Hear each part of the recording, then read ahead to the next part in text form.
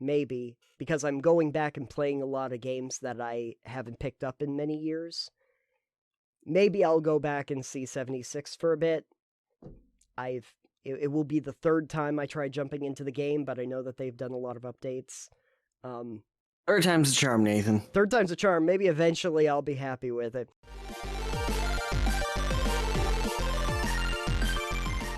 And we are going to kick off with a weekly Muse, as we oft do here on the show.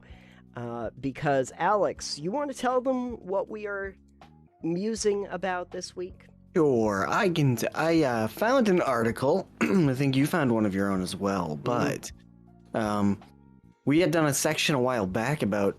I think it was also a One More Thing, but it was about there being way too many launchers for games. Yeah, looks like that's correcting itself a bit. Yeah.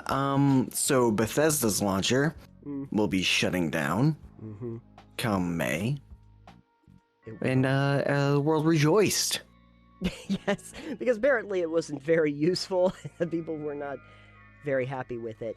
Now, of course, we know why Bethesda wanted to do that, because they don't really want to, shell out the 30% for Steam sales if they can avoid it. Yeah.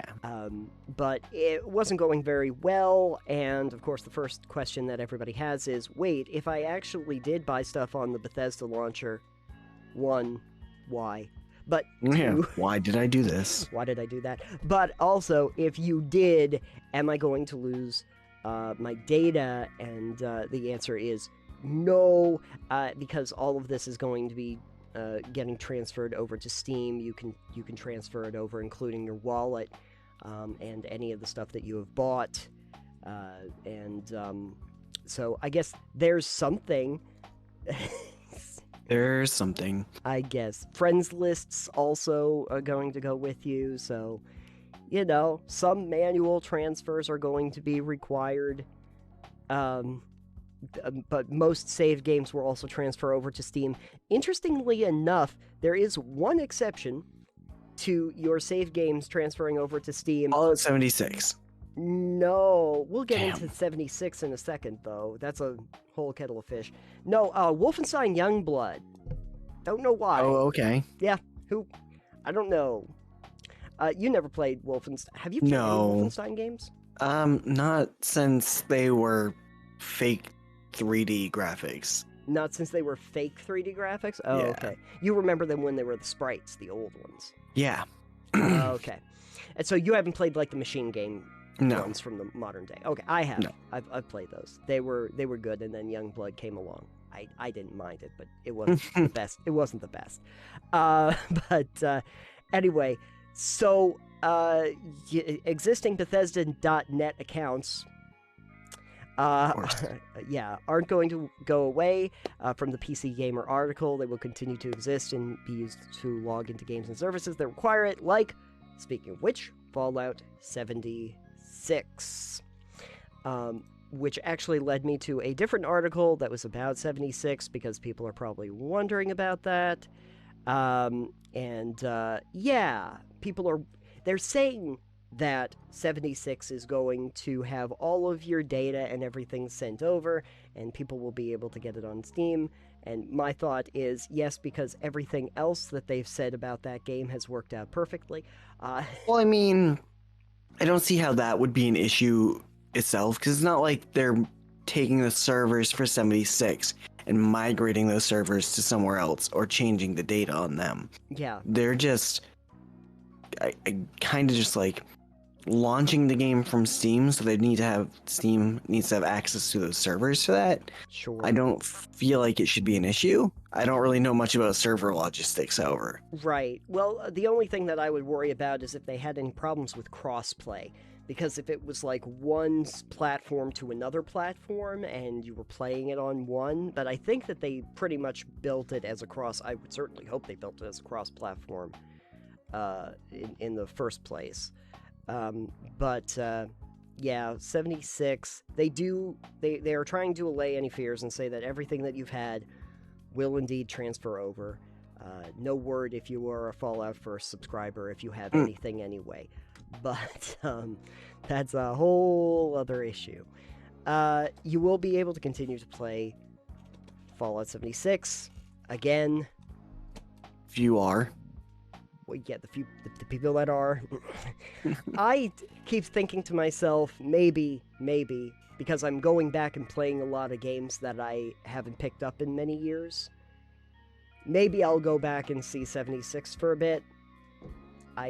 It will be the third time I try jumping into the game, but I know that they've done a lot of updates. Third time's a charm, Nathan. Third time's a charm. Maybe eventually I'll be happy with it. I did it when it first came out. I did it after the Settlers expansion, the Wasteland Settlers, because I was like, oh, maybe there's actual game here now. and maybe I'll go into it again just to see. But I never had a particularly favorable impression of it. Everything saved on your characters, including your camp and shelters, will remain with those characters through the migration, is what they say in the FAQ. And current friends list will also migrate with you. So hopefully, assuming that everything works correctly, you'll still get to play Fallout 76? Or if all things goes even better, the game will implode and you won't have to waste any more time on it. And you can just go back to playing Fallout 4 with a billion mods. Yeah, exactly. Perfect. They have mods for multiplayer on that anyways, I think. I bet they do. They probably. So, my guess here for the next launcher to kill itself. Can we say that?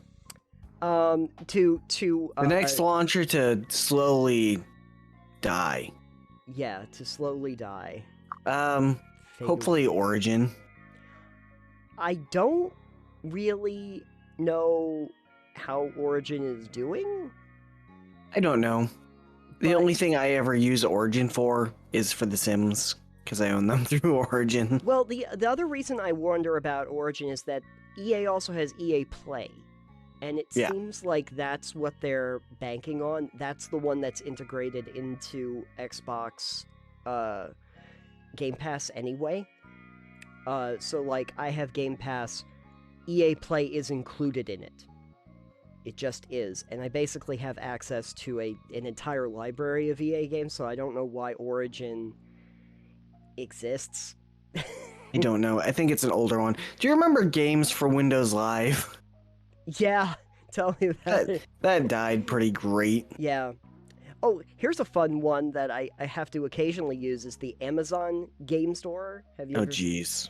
But that's only because the only reason I have that, in similar fashion to kind of like why we have Epic, is that if you go on to Twitch and you have like Twitch Prime, and the games, a lot of times free games to claim are over on the Amazon. Sometimes they're on GOG, sometimes they're on the Amazon. Not that I'll ever play half of them, but, you know, I got them. Free game's a free game. Free game is a free game. A lot of them I don't know if I'll play, but who knows? One day I'll feel wacky and play one of the ones I never thought I'd pick up in them. They're gonna play another dating sim. Huzzah! Yeah, those don't come up very often in the launchers for the free games. Missed opportunity. That's because people want the bang for their buck. Or their bang for their bang. You're welcome. In similar Bethesda news, right around the time that they announced the permanent dirt nap that Bethesda's launcher would be taking, that would be going to Steam, they also announced that there are some old free Bethesda games that are going to be available over on Steam. So I did check that out, which includes, and this probably doesn't surprise anyone because they practically give these away anyway, Elder Scrolls 1 and 2, so Arena and Daggerfall, and Wolfenstein Enemy Territory. That's an old one. Didn't know that was a thing, but it's fine. Yeah, I think if I'm looking at this correctly, Splash Damage was making note of it that it was their first game that is now finally available on Steam. And it's like Wolfenstein, but it was made to be like more of a multiplayer, I guess probably like a Call of Duty sort of thing. Oh. But Wolfenstein. Okay. But that's an oldie. They say after nearly 19 years. Was there any news of Elder Scrolls 6? there's, I mean, anything more than the nice screensaver that we've gotten this entire time. The only information that they seem to be giving out is mostly for Starfield, which they still insist is coming out at the end of this year, I believe. Hey, you know what? Any year is still before Star Citizen. Yeah. Yeah. I mean, it would be nice to see it out this year, but again, out. It's a Bethesda game. When is it going to not have, you know... Yeah, out does not mean playable. Yeah. It means, hey, we've got a framework here and buy it. Yeah, exactly. We've seen this before, and with Bethesda games themselves. But I mean, I'm glad to see that Starfield is not dead.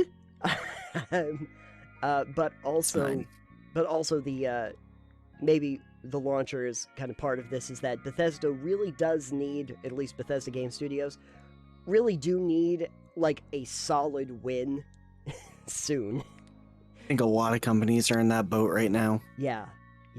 But that is for a different time to talk about. That is a different conversation altogether. But in the meantime, long and short, Bethesda.net, we pour one out for you. No, we don't. We pour a Nuka-Cola out for you. No, that sounds radioactive. It is. Wham bam well. alakazam. Bethesda, just make better games and stop being dumb. Make better games. That's a hot take. Yeah. Or make games that, your games are fine when you work on them. Finish them. Yeah.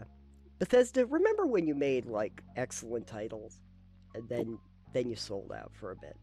Let's not do that, please. Please.